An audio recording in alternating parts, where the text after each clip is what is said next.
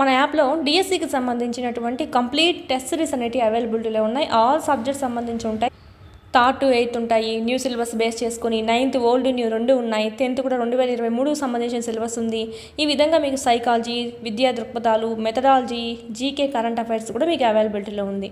అందరూ topic wise అందిస్తున్నారు, కానీ ఈ విధంగా క్లాస్ వైజ్, లెసన్ వైజ్ అందులో కూడా ఇప్పుడు థర్డ్ టు 8 అనుకోండి, ఇట్లా సబ్జెక్ట్ వైజ్ మళ్ళీ దాంట్లోనూ మీకు క్లాస్ వైజ్, లెసన్ వైజ్ అనేది ఉంటుంది. First lesson, second lesson, third lesson, ఈ విధంగా ఉంటుంది అనమాట. ఎవ్రీ లెసన్ కవర్ అవుతుంది. ఈ విధంగా 3rd నుంచి 8th వరకు ఫుల్ సిలబస్ ఉంటుంది. 9th 10th లింక్ టాపిక్స్ అనేటివి లెసన్ వైజ్ ఉంటాయి. సో చాలా యూజ్ అవుతుంది. ఎవ్రీ లెసన్ అనేది కవర్ అవుతుంది మీకు. చూడండి, యాప్ డౌన్లోడ్ చేసుకొని ఇక్కడ రెడ్ కలర్లో ఉండేదంతా మీకు ఫ్రీ కంటెంట్ అండి. ఆల్రెడీ ఫ్రీ టెస్ట్లు కూడా కొన్ని ఉన్నాయి. రాయండి, నచ్చితేనే పర్చేజ్ చేసుకోండి. చాలా యూస్ఫుల్ అవుతుంది. అదేవిధంగా టెక్స్ట్ బుక్స్ లేని వాళ్ళకైతే ఇక్కడ మీకు పీడిఎఫ్స్ అనేవి అవైలబిలిటీలో ఉన్నాయి. మళ్ళీ టెక్స్ట్ బుక్ మొత్తం చదవాల్సిన అవసరం లేకుండా ఏవైతే ఎగ్జామ్ పాయింట్ ఆఫ్ వ్యూలో అడుగుతారో అవన్నీ మీకు ఇక్కడ క్విక్ రివిజన్కి చేయడం అనేది జరిగింది. ఇవి మీరు జిరాక్స్ కూడా చేయించుకోవచ్చు. 3rd నుంచి 10th వరకు ఉంటాయండి. జిరాక్స్ కూడా చేయించుకొని ఇవి మీరు జిరాక్స్ చేయించుకోవడం, చదవడము, వీటికి వచ్చి టెస్ట్ సిరీస్ అనేది ప్రాక్టీస్ చేసుకోవడం చేశారంటే కనుక మీకు ఇన్ టైంలో సిలబస్ అంతా కంప్లీట్ అవుతుంది. ఓకే, సైకాలజీ సంబంధించి ఓన్లీ 1 రూపీతో మీకు 100+ టెస్ట్లు అనేవి ఉన్నాయి. 1000+ బిట్స్ అనేవి కవర్ అవుతాయి. చూడండి, ఇది కూడా మీకు యూజ్ అవుతుంది. ఓన్లీ సైకాలజీ ఉంటుంది. లూసెంట్ జీకేకి సంబంధించి ఎప్పుడు మనకి ఇంగ్లీష్ ప్లస్ హిందీ లాంగ్వేజ్లోనే చూసాము. ఇక్కడ మొదటిసారిగా తెలుగులో కూడా మీకు ట్రాన్స్లేట్ చేసి అందివ్వడం జరిగింది. పీడిఎఫ్ అనేది 1500 బిట్స్ అనేవి మీకు ఇక్కడ ఉండడం అనేది జరుగుతుంది. మీరు చదువుకోవచ్చు. ఎవ్రీ కాంపిటేటివ్ ఎగ్జామ్కి మీకు ఇక్కడ యూజ్ అవుతుంది. మెయిన్ అయితే కానీ డిఎస్సి అభ్యర్థి ఎవరైతే ఉన్నారో ప్రతి ఒక్కరి దగ్గర ఉండాల్సిన టెస్ట్ సిరీస్ అండి. ఎందుకంటే ఇక్కడ మీకు టాపిక్ వైజ్ కాకుండా లెసన్ వైజ్ ఇచ్చారు కాబట్టి ఎవ్రీ లెసన్ అనేది కవర్ అవుతుంది. దీని గురించి ఏమైనా డౌట్స్ ఉంటే కనుక స్క్రీన్ మీద కనిపిస్తున్నటువంటి నెంబర్కి కాల్ చేయండి. మొత్తం న్యూ సిలబస్ అంతా అప్డేట్ చేయడం అనేది జరిగిందండి. Hi, hello, welcome to SS competitive hub అండి. ఈ వీడియోలో మనము సైకాలజీ సంబంధించి మెథడాలజీ బిట్స్ అనేది కంటిన్యూషన్ చూద్దాము. క్రింది వాటిలో వికాసం గూర్చి సరికానిది. ఫస్ట్ క్వశ్చన్, క్రింది వాటిలో వికాసం గూర్చి సరికానిది. ఆప్షన్ 3 అండి. వికాసం మాపనయుతమైనది అంటే మనము కొలవచ్చు అని చెప్తున్నారు ఇక్కడ. సో కొలవలేం కదా, మెజర్ చేయలేము. పెరుగుదలని కొలవచ్చు కానీ వికాసాన్ని కొలవలేము. సో ఇది రాంగ్ ఆన్సర్. వికాసం అనేది సంచితమైనది. ఎస్, రైట్ ఆన్సర్ అండి. ఆల్రెడీ చెప్పాను ఎగ్జాంపుల్. వికాసం క్రమానుగతమైనది రైతే, వికాసాన్ని ప్రాకృతీకరించవచ్చు అనమాట. నెక్స్ట్ క్వశ్చన్, హోంవర్క్ చేయాలి లేకపోతే అమ్మ కొడుతుంది అనే పిల్లవాడు ఏ నైతిక స్థాయికి చెందుతాడు? హోంవర్క్ చేయాలి లేకపోతే అమ్మ కొడుతుంది అంటే శిక్షకు భయపడుతున్నాడండి. శిక్ష పడుతుందని చెప్పి వాడు విధేయతగా ఉంటున్నాడు. Option 2 is the right answer. పూర్వ సాంప్రదాయ స్థాయిలో 2 ఉన్నాయి. శిక్ష, విధేయత దీని కిందికి వస్తుంది. ఫస్ట్ దశ. సెకండ్ వన్ ఏంటి? సహజ సంతోష రీతి. అంటే నువ్వు నాకు ఇది ఇస్తే నేను నీకు ఇది ఇస్తాను అనే విధంగా ఉంటుందన్నమాట.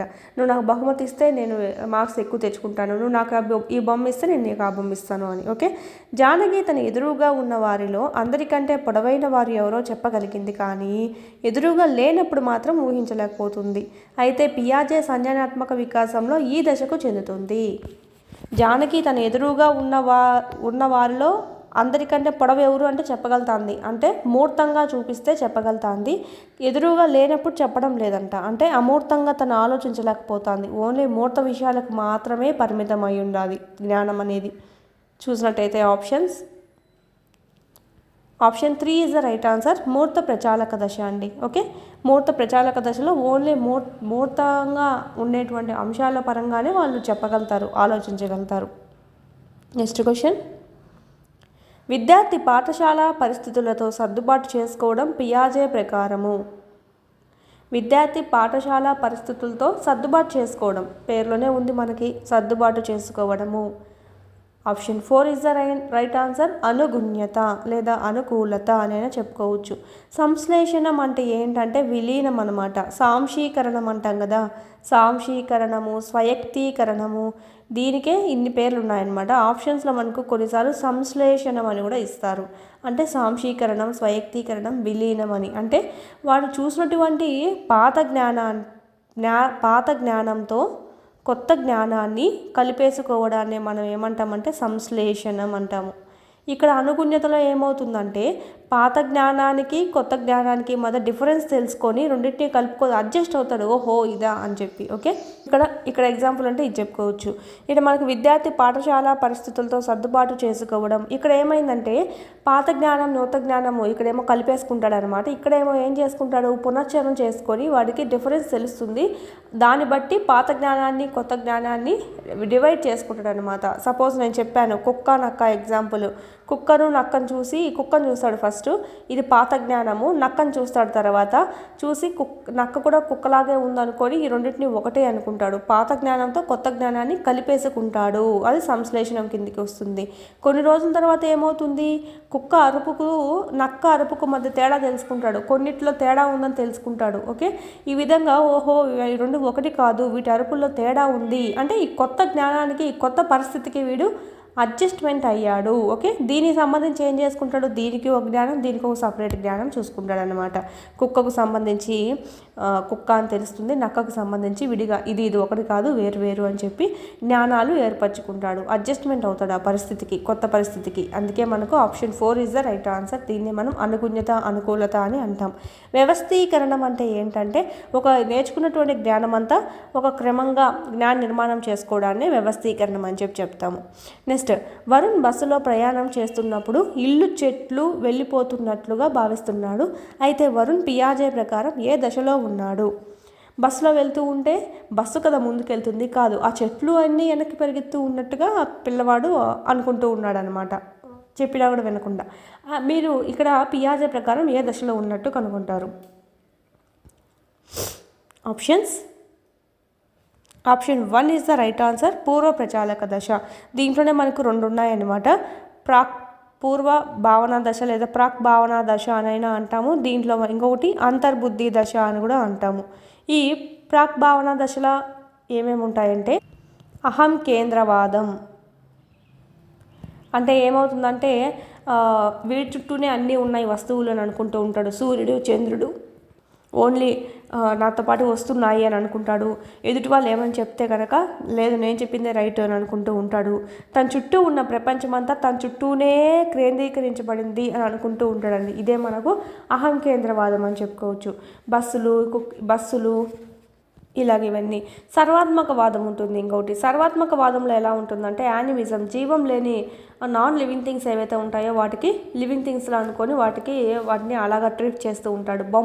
బొమ్మకు తీసుకొని స్నానం చేపించడము, పౌడర్ కొట్టడము, జడేయడము ఇలాంటివన్నీ వేస్తూ ఉంటారనమాట చిన్నపిల్లవాళ్ళు. ఇది మనకు సంబంధించి సర్వాత్మకవాదం. ఇది కూడా మనకు ప్రాక్ భావన దశ. లేదు వీళ్ళు ఇట్లా మెయిన్వి ఇచ్చేసారంటే కనుక పూర్వ ప్రచాలక దశ. దీంట్లో కూడా డివైడ్ ఆప్షన్స్లో మనకు ప్రాక్ భావన దశ అంతర్బుద్ధి దశ ఉంటే ప్రాక్ భావన దశకే మనకు ప్రిఫరెన్స్ అనేది ఇవ్వాలి. నెక్స్ట్ క్వశ్చన్ చూద్దాము. యశ్వంత్ నీకు ఒక తమ్ముడు ఉన్నాడా అంటే ఉన్నాడు. పేరేమిటి అంటే కౌశిక్ అని చెప్పాడు. కౌశిక్కి అన్నయ్య ఉన్నాడా అంటే లేడు అని చెప్తాడనమాట. పియాజే ప్రకారం యశ్వంత్ ఏ దశకు చెందుతాడు అంటే నీకు ఒక తమ్ముడు ఉన్నాడా అంటే ఉన్నాడు, అంటే మీ తమ్ముడికి అన్నయ్య ఉన్నాడా అంటే లేడు అని చెప్తాడు. ఇక్కడ మీకు ఏది కనిపిస్తుంది ఆప్షన్స్? ఇక్కడ మనం చూసినట్టయితే ఒక సైడ్ నుంచే ఆలోచిస్తాడనమాట. ఎంతసేపు నాకు ఒక తమ్ముడు ఉన్నాడు అని ఆలోచిస్తాడు, కానీ ఆ తమ్ముడికి అన్న నేనేను అని అయితే ఆలోచించలేడనమాట. ఏకమితి అంటాం దీన్ని. ఏకమితి అంటే ఒక సైడ్ నుంచే ఆలోచించడం. ఇది మనకు పూర్వ ప్రచాలక దశలో చూస్తామన్నమాట. Option 4 is the right answer. వర్ణమాల నేర్చుకున్న విద్యార్థి వాటి ఆధారంగా గుణింతాలు, తర్వాత పదాలు, వాక్యాలు రాయగలిగాడు. ఇట్లాగా రాయగలిగేటువంటి నియమం, వికాస నియమం దేని కిందికి వస్తుంది? ఫస్ట్ వర్ణమాల నేర్చుకున్నాడు, దీన్ని బేస్ చేసుకొని వీటి ఆధారంగా ఇచ్చారు, దీన్ని బేస్ చేసుకొని గుణింతాలు, తర్వాత పదాలు, వాక్యాలు. ఆప్షన్ 1 వికాసం సంచితమైనది. ఇక్కడ వికాసం సంచితమైనది అంటే ఏంటంటే కొత్త మార్పులు ఎలా వస్తాయంటే గతంలో నేర్చుకున్న వాటి నుంచి ప్రస్తుత జ్ఞానం అనేది రావడం జరుగుతుంది. ప్రస్తుత కొత్త జ్ఞానం సంథింగ్ జ్ఞానమైనా అనుకోవచ్చు. రావడం జరుగుతుంది. గతంలో వాడు వర్ణమాలు నేర్చుకున్నాడు. వీటి ఆధారంగా గతంలో నేర్చుకున్నటువంటి వాటి ఆధారంగా గుణింతాలు, పదాలు, వాక్యాలు నేర్చుకోవడం. సపోజ్ మీకు ఎగ్జాంపుల్ కూడా చెప్పాను. అమ్మ అనే పదం మనకు హఠాత్తుగా పలికినాడు అని అనిపించినప్పటికీ ముందు ఎన్నో ప్రాక్టీస్ చేసింటాడు. మా అని పలకడము, అని పలకడము, ఇవన్నీ పలికిన తర్వాత వాడికి ఎన్నో ప్రాక్టీస్ చేసిన తర్వాత ఈ గతంలో ఇవన్నీ చదివాడు కదా, ఇవన్నీ పలికాడు కదా, వీటి ఆధారంగానే ప్రాక్టీస్ చేయంగా తర్వాత వస్తుంది ఆ పదం అనేది. ఓకే, ఇది మనకి ఎగ్జాంపుల్ సంబంధించి. వికాసం సంచితమైనది ఇస్ ద రైట్ ఆన్సర్. ప్రాకృతీకరించవచ్చు అంటే ఏంటి? వికాసాన్ని ఊహించవచ్చు అని అనుకోవచ్చు. అంటే సపోజ్ ఇప్పుడు పిల్లవాళ్ళు కొంతమంది డ్యాన్స్ బాగా చేస్తుంటే నువ్వు పెద్దయినాక డ్యాన్సర్ అవుతావు అంటాం. కొంతమంది పాటలు పాడుతుంటే నువ్వు పెద్దయినాక సింగర్ అవుతావురా అంటాం. అంటే నువ్వు ఇప్పుడు చేసేదాన్ని బట్టి నువ్వు ఫ్యూచర్లో ఏం అవ్వగలుగుతావు అనేది ఇప్పుడే మనం ఊహించగలుగుతున్నాం. సో వికాసం ప్రాకృతీకరించవచ్చు అనేది కూడా మనకు దీనికి సంబంధించింది కాదు, ఎగ్జాంపుల్ చెప్తున్నాను. ఓకే, దీనికి సంబంధించింది అయితే ఆప్షన్ 1. వికాసంలో వైయక్తిక భేదాలు ఉంటాయి అంటున్నారు. కొంతమంది పిల్లవాళ్ళు ఎలా ఉంటారంటే త్వరగా మాట్లాడేస్తారు 1 ఇయర్కి. కొంతమంది పిల్లవాళ్ళు 2 ఇయర్స్ అయినా కూడా అప్పటికి చిన్న పదాలు పలుకుతూ ఉంటారు. అంటే ఒక్కొక్కరిలో ఒక్కొక్క డెవలప్మెంట్ ఒక్కొక్క విధంగా ఉంటుంది, అందరిలో ఒకే విధంగా ఉండదు. ఇది మనకు వికాసంలో వైయక్తిక భేదాన్ని తెలుపుతుంది అనే నియమం కిందకి చూసుకుంటాం అనమాట. వికాసం అవిచ్ఛిన్న ప్రక్రియ. వికాసం అనేది విచ్ఛిన్నం కాకుండా నిరంతరము అంటే ఎల్లప్పుడూ వికాసం జరుగుతూనే ఉంటుంది. వికాసం అనేది నిరంతర ప్రక్రియ అని చెప్పుకోవచ్చు దీనికైతే ఆప్షన్ 1. మిగతా వాటికి కూడా ఎగ్జాంపుల్ ఇచ్చి అడుగుతారు, చూసుకోవాలి. ఏకాంతర క్రీడ లక్షణం కానిది. ఏకాంతర క్రీడ లక్షణం కానిది. ఏకాంతర క్రీడ అంటే ఏంటంటే ఒంటరిగా ఆడుకుంటూ ఉంటాడండి, ఎవరిని చేర్చుకోడు వాడి జట్టులో. ఇక్కడ మనకు శైశవ దశలో కనిపిస్తుంది. ఇది రైట్ ఆన్సర్ అండి. ఒంటరి ఆటల పట్ల ఆసక్తి చూపుతాడు. ఎస్, అవును. ఇది 2 సంవత్సరాల వయసు వరకు ఉంటుంది. అసలు శైశవ దశనే 2 వీక్స్ నుంచి 2 ఇయర్స్ వరకు ఉంటుంది. సో ఇది కూడా రైటే. నెక్స్ట్ చూద్దాం. ఇతరులతో కలిసి ఆడుకోవడానికి ఇష్టపడతాడు. ఇది ఎప్పుడు వస్తుందంటే మనకు సహకార క్రీడ అనమాట. ఈ సహకార క్రీడ లేదా సాంఘిక క్రీడ అంటాము. ఇతరులతో కలిసి ఆడుకుంటాడు, వాళ్ళ ఫ్రెండ్స్తో కలిసి ఆడుకుంటూ ఉంటాడు. సో ఇది రాంగ్ ఆన్సర్ దీనికి సంబంధించి. ఇది మనము పూర్వ బాల్య దశలో చూస్తామన్నమాట సాంఘిక క్రీడ అనేది. నెక్స్ట్ ఇచ్చారు, సాంఘిక క్రీడ లక్షణం కానిది ఏమిటి? ఇది సాంఘిక వికాసానికి మొదటి మెట్టుగా చెప్పుకోవచ్చు. ఎందుకంటే సాంఘిక క్రీడలు ఎలా ఉంటుందంటే నువ్వు ఇంకా వాళ్ళ పిల్లవాళ్ళతో ఆడుకుంటారు, పక్క పిల్లవాళ్ళతో స్కూల్లో. ఓకేనా, ఇంటికాడ ఉన్నటువంటి ఆ నైబర్స్ పిల్లవాళ్ళతో ఆడుకుంటారు. అంటే ఇంకా సమాజంతో లింకప్ అవ్వడం అనేది స్టార్ట్ చేస్తున్నాడు అప్పటి నుంచి. సో అందుకే సాంఘిక వికాసానికి మొదటి మెట్టుగా చెప్పుకుంటాం సాంఘిక క్రీడని. ఓకే, ఇది ఇతర పిల్లలు తమ వస్తువులను తాకడానికి ఒప్పుకోరు. లేదండి, ఇది కాదు. ఇక్కడ మనకి ఇతర వస్తువులు తాకడానికి ఒప్పుకుంటారు, ఇద్దరు కలిసి అండర్స్టాండింగ్గా ఆడుకుంటారు. కానీ ఇలా ఏమి ఉండదండి. తనకి ఇష్టమైన వాళ్ళతో ఆడుకుంటూ ఉంటాడు పిల్లవాడు. జట్లుగా ఆడుకోవడం అనేది జరుగుతుంది, గ్యాంగ్గా అవడం అనేది జరుగుతుంది అన్నమాట.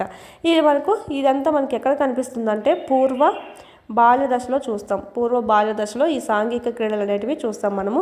ఇదైతే దీనికి సంబంధించింది కాదు. నెక్స్ట్, భార్గవ్ ఒకే సంఖ్యలో ఉన్న గోళీకాయలు దగ్గరగా ఉన్నప్పుడు తక్కువ సంఖ్యలో ఉన్నాయని వాటిల్నే దూరంగా అమర్చారనుకోండి, వెడల్పు ఎక్కువగా ఉంది అంటే ఎక్కువ గోళీకాయలు ఉన్నాయి అని చెప్పి భావిస్తున్నాడు. అయితే భార్గవ్ పియాజే సంజ్ఞానాత్మక వికాసంలో ఏ దశకు చెందుతాడు? ఆప్షన్స్ ఇక్కడ ఏం కనిపిస్తుంది మనకి? ఫస్ట్ ఆఫ్ ఆల్ పదిలపరుచుకునే భావన లోపం అనేది చూస్తున్నాము. పదిలపరుచుకునే భావన లోపం అంటే ఎలా ఉంటుందంటే దీని బాహ్యంగా ఎన్ని మార్చినప్పటికీ దాని లక్షణాలు మారవు అని అయితే కనుక్కోలేడనమాట. ఇప్పుడు చూడండి, అన్ని గోళీలే మనకు. గోళీలు ఇక్కడ 10 ఉన్నాయి, ఈ పక్క 10 ఉన్నాయి. కానీ ఇక్కడ దగ్గర పెట్టావు, ఇక్కడేమో దూరంగా పెట్టావు. అయినప్పటికీ వాడు ఏం చేస్తున్నాడు? 2 వేరు అని అనుకుంటున్నాడు. ఓకేనా, సంఖ్య ఒకటే. దూరంగా పెట్టినప్పటికీ అదేమి ఎక్కువ అవుతుంది తక్కువ అవుతుంది అనేమి లక్షణాలు మారవు అనమాట. అయినప్పటికీ వాడు కనుక్కోలేకపోతున్నాడు. సో అంటే ఏమని అర్థము? పదిలపరుచుకునే భావన అనేది లోపించింది. ఇది ఎక్కడ కనిపిస్తుంది? పూర్వ ప్రచాలక దశలో కనిపిస్తుంది. అది కూడా ఎక్కడ? అంతర్బుద్ధి దశలో కనిపిస్తుంది. ఇంకొకటి ఉంటుంది విపర్యాత్మక భావన, ఇర్రివర్సిబుల్ అంటే ఒకటి నువ్వు ముందుకు చేసిన కృత్యం దాన్ని మళ్ళీ వెనక్కి చేయలేము అని అనుకుంటూ ఉంటాడనమాట. తార్కికంగా ఉండేటివన్నీ మనకు ముందుకు చేయొచ్చు, వెనక్కి చేయలేము అని అనుకుంటాడు. సపోజ్ 12 3 ఎంతరా అంటే 36 అంటాడు, కానీ 3 12 ఎంత అంటే చెప్పలేడు. ఇలాగే ముందుకు చేస్తాడు, దీని మళ్ళీ వెనక్కి చేస్తూ వస్తుంది. కానీ అంత లాజిక్ మైండ్ అనేది ఉండదన్నమాట పిల్లవాడికి. దీన్నే మనం ఏమంటామంటే ఇర్రివర్సిబిలిటీ అంటాము. పేరులోనే ఉంది, రివర్స్ తేలేడు అనమాట. రివర్స్గా ఆలోచించలేడు, వెనక్కి తిప్పి. ఓకే, ఇది మనకు option 2 is the right answer. చూసుకోవాలి, కొన్నిసార్లు మనకు ఇది ఏ భావన అని అడుగుతారు, పదిలపరుచుకునే భావన, విపర్యాత్మక భావన అని కన్ఫ్యూజ్ కాకుండా పెట్టాలి. నెక్స్ట్ క్వశ్చన్ అదే ఇచ్చారు చూడండి. పదిలపరుచుకునే భావన అభివృద్ధి చెందే దశ. మనకి ఇక్కడ పూర్వ ప్రచాలక దశలో లోపం అండి, లోపం. పదిలపరుచుకునే భావన లోపం ఉంటుంది ఇక్కడ, అంటే అక్కడ ఉండదన్నమాట. ఇక్కడ ఏమడిగారు, పదిలపరుచుకునే భావన అభివృద్ధి చెందే దశ అంటే ఉంటుంది, ఏ దశలో ఉంటుంది అని అడుగుతున్నారు ఇక్కడ. ఆప్షన్స్: పూర్వ ప్రచాలక దశలో ఉండదండి, మూర్త ప్రచాలక దశకు వచ్చేసరికి ఉంటుంది. మూర్త ప్రచాలక దశ. ఇక్కడే మనకి ఇంకా విపర్యాత్మక భావన లోపం అనేది కూడా వెళ్ళిపోతుంది, రివర్సిబిలిటీ వస్తుంది. అంటే ఏంటంటే ఇప్పుడు 12 3 ఎంతరా అంటే 36 అని చెప్తాడు, 3 12 ఎంతనే 36 అని చెప్తాడు అనమాట. అంటే అది సేమ్ కనుక్కుంటాడు అనమాట. నెక్స్ట్, అమూర్త ప్రచాలక దశకు చెందనిది. అమూర్త ప్రచాలక దశకు చెందనిది అన్నారు. ఫస్ట్ వన్ చూద్దాం. ప్రకల్పన నిగమనాత్మక వివేచనం ఉంటుంది ఇక్కడ. ఎస్ అండి, రైట్ అండి. అదేవిధంగా మూర్త ప్రచాలక దశలో ఏముంటుంది, ఓన్లీ నిగమనాత్మక వివేచనం అనేది ఉంటుంది. నిగమనాత్మక వివేచనం మూర్త ప్రచాలక దశలో ఉంటుంది. ఆ అమూర్త ప్రచాలక దశలో అయితే ప్రకల్పన నిగమనాత్మక వివేచనం అనేది ఉంటుంది, హైపోథీసిస్. నెక్స్ట్, స్వీయ కేంద్రీకృతం ఎక్కువగా ఉంటుందని ఇచ్చారు. So wrong answer. ఇది శైశవ దశలో ఉంటుందండి స్వీయ కేంద్రీకృతం అనేది. కార్యకరణ సంబంధం ఏర్పరచగలుగుతాడు. Yes, right answer. చింతన అమూర్త విషయాల పట్ల కలుగుతుంది. ఎస్, అందుకే మనం అమూర్త ప్రచాలక దశ అన్నాం. నెక్స్ట్ క్వశ్చన్, శైశవ దశ లక్షణము. విమర్శ విరోధ స్వభావం కలిగి ఉండడము. ఈ దశలో కాదు, ఇది కౌమార దశలో కనిపిస్తుంది ఎక్కువగా. విమర్శించడం, ఎదుటివారి మీద కోపంగా ఉండడం, జలసి ఫీల్ అవుతారు చూడండి. నా అమ్మాయి అయినా సరే, అబ్బాయి అయినా సరే, మన ఫ్రెండ్స్తో వేరే వాళ్ళు ఎవరైనా ఇంకా క్లోజ్గా ఉంటే అదొక జలసి అనేది వచ్చేస్తుంది, విరోధ స్వభావం అనేది వస్తుంది. విమర్శించడం అనేది జరుగుతుంది. వీర్జుడు ఎలా ఉన్నాడో, వార్చుడు ఎలా ఉన్నాడో, సో అలా విధంగా. సహకార క్రీడల్లో పాల్గొనడము. సహకార క్రీడల్లో పాల్గొనడం. సహకార క్రీడలు ఎక్కడ మనకు స్టార్ట్ అవుతాయి, పూర్వ బాల్య దశ. సహకార క్రీడలు, సంసర్గ క్రీడలు, ఓకే. సాంఘిక క్రీడ అన్న సహకార క్రీడ అన్న ఒకటే. సాంఘిక క్రీడలు ఇవన్నీ మనము పూర్వ బాల్య దశలో చూస్తాము. అన్వేషణ దశ కూడా మనకి ఏంటి, పూర్వ బాల్య దశ. శారీరక పెరుగుదల అత్యంత వేగంగా జరిగేటువంటి దశ ఏదంటే శైశవ దశ. శైశవ దశలో శారీరక పెరుగుదల అత్యంత వేగంగా జరుగుతుంది. పిల్లవాళ్ళు అందుకే 2 వీక్స్ నుంచి 2 ఇయర్స్ ఉన్న వాళ్ళు పిల్లవాళ్ళు చాలా వేగంగా అభివృద్ధి చెందుతారండి. ఓన్లీ శారీరక వికాసమే కాదు, మెదడు పరిమాణం కూడా పెరుగుతుంది. మెదడు పరిమాణం కూడా పెరిగే దశ ఏది ఎక్కువగా అంటే శైశవ దశ. ప్లస్ అదేవిధంగా జ్ఞానేంద్రియ వికాసం వేగంగా జరిగే దశ ఏదంటే శైశవ దశ.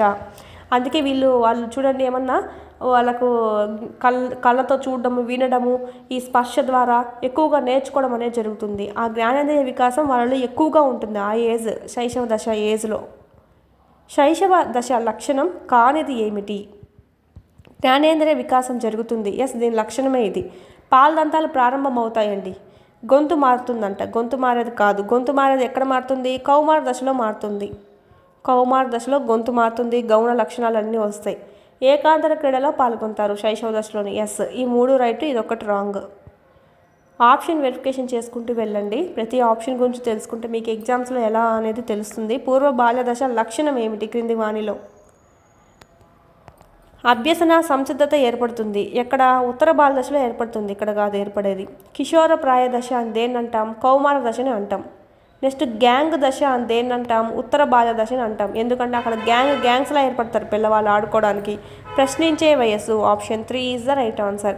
ఇక్కడ ఎక్కువగా వాగుడుకాయ దశ అని కూడా అంటాం. ఇక్కడ ఎక్కువ మాట్లాడుతూనే ఉంటారు, ఏదో ఒకటి, అదేంటి, ఇదెందుకు ఇలా ఉంది, అదెందుకు అలా ఉంది, ప్రశ్నిస్తూనే ఉంటారనమాట.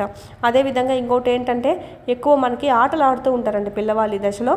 ఆటలు ఆడేటప్పుడు సంథింగ్ పడడము, కాళ్ళు చేతులు విరగొట్టుకోవడం ఇలాంటివన్నీ చూస్తూ ఉంటాం ఇక్కడ. అందుకే దీన్ని ప్రమాద వయసు అని అంటాం అనమాట. నెక్స్ట్ దీంట్లోనే మనకు అన్వేషణ దశ అని కూడా అంటాము. ఎక్కువ ప్రశ్నిస్తూ ఉంటాడు, సమాధానం కోసం అన్వేషిస్తూ ఉంటాడు. లేదా ఇదేంటి ఇలా ఉంది, అదేంటి అలా ఉంది, ఏదైనా విషయం కనిపిస్తే దాని గురించి ఏదో ఒకటి అన్వేషణ చేయాలనే అనిపిస్తూ ఉంటుంది. నెక్స్ట్ పూర్వ పాఠశాల దశ అని కూడా చెప్పుకుంటాం. మామూలుగా పాఠశాల దశ ఏంటంటే ఉత్తర బాల్య దశలో పాఠశాలకు వెళ్తే ఏజ్ అది పాఠశాలకు వెళ్తాడు. దీనికన్నా పూర్వం ఉంది కాబట్టి ఇది పూర్వ బాల్య దశ. సో ఇది కూడా పూర్వ పాఠశాల దశ. పాఠశాలకు వెళ్ళే ముందు మనము ప్రీ స్కూల్ అంటాం కదా, సో అక్కడికి నర్సరీలు, ఎల్కేజీ, యూకేజీ వేస్తాం కదా, సో ఆ విధంగా మనకి ఇక్కడ పూర్వ పాఠశాల దశ అని కూడా అంటాం, పూర్వ బాల్య దశని. Option 3 is the right answer. ప్రశ్నించే వయసు అని అంటాం. ప్రమాద వయసు అని కూడా అంటామండి పూర్వ బాల్య దశను. ప్రమాద వయసు వేరు, ప్రమాద దశ వేరండి. క్లిష్ట దశ దేన్ని అంటాము? క్లిష్ట దశ ఎక్కువ రోగాలు బారిన పడుతూ ఉంటారు పిల్లవాళ్ళు, ఇమ్యూనిటీ రోగనిరోధక శక్తి తక్కువగా ఉండడం వల్ల.